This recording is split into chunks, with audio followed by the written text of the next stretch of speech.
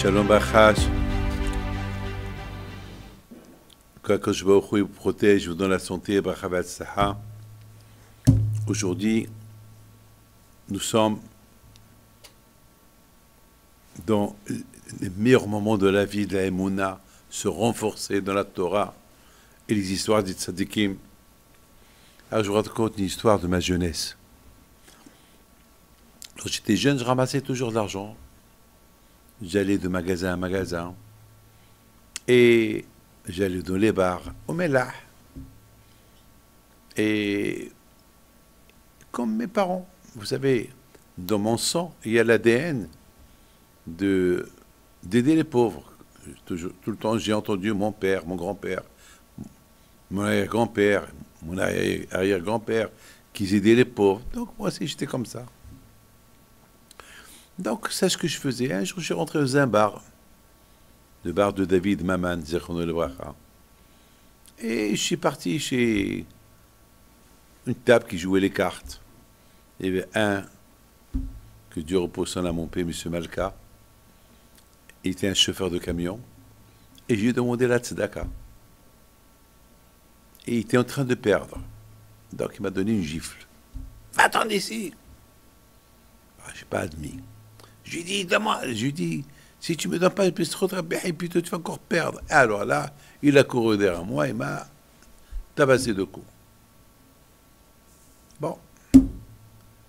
J'ai dit peut-être, une heure plus tard, j'ai dit peut-être maintenant trop tôt, il a gagné, j'étais jeune. Mais moi j'ai oublié que celui qui perd, il continue à perdre. Les cartes, c'est... Personne ne gagne dans les cartes. Il n'y a que des pertes dans les cartes. Dès qu'il m'a vu de loin, il perdait encore. Il a pris les cartes, il les a jetées sur moi, il a couru derrière moi. Mais bon, Hachem, j'ai réussi. Mais de loin, je lui ai dit, Malka, ton car, il ne va plus redémarrer. Il a couru derrière moi encore et je me suis sauvé. Mais je suis retourné encore au bar. J'étais têtu. Et là, j'ai dit devant tout le monde, en arabe. Moi, ma langue, c'est l'arabe. Je parle que l'arabe. Après, j'ai appris le français, l'anglais, l'hébreu, mais ma première langue, c'est l'arabe marocaine. Et devant tout le monde, je lui dis, Malka, le camion diak, mais ton car, il ne va pas démarrer. Il ne va pas... Et là, alors tout le monde a commencé à rigoler.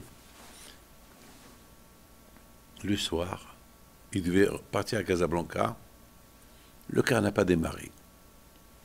Coïncidence, pas coïncidence, il pensait à moi. Toute la nuit, les techniciens, les mécaniciens, ils ont travaillé pour le redémarrer, rien du tout. Le lendemain, tout le monde le voit en ville. Alors que lui, il voyage un jour oui, un jour non. Il faisait Essaouira, Casablanca, Agadir. Le soir, il va au bar. Ils lui ont dit, alors? Il a dit, ah, c'est rien du tout. Le car, il a dû... c'est le fils à Bimoussi Pinto. Allez, si je l'attrape, je le tue. Le lendemain, deuxième jour, le car à sa place, la voiture, le car ne démarre pas. Il vient à la maison, il vient chez mon père. Lorsque j'ai montré à mon père les traces qu'il m'a fait, qui m'a frappé, mon père le regarde et lui dit, de quel droit tu as pour le frapper? Mais parce que, ouais, alors, tu perdais. Ah bah, c'est pas une raison pour le frapper. Alors, toutes tes nerfs, ce que tu perdais, tu l'as jeté sur lui, maintenant c'est débrouille-toi avec lui. Alors, il me regarde. Je lui dis, le car ne va pas démarrer. Il va rester là-bas jusqu'à qu'il va pourrir. Alors là, il était dans un état pas bien.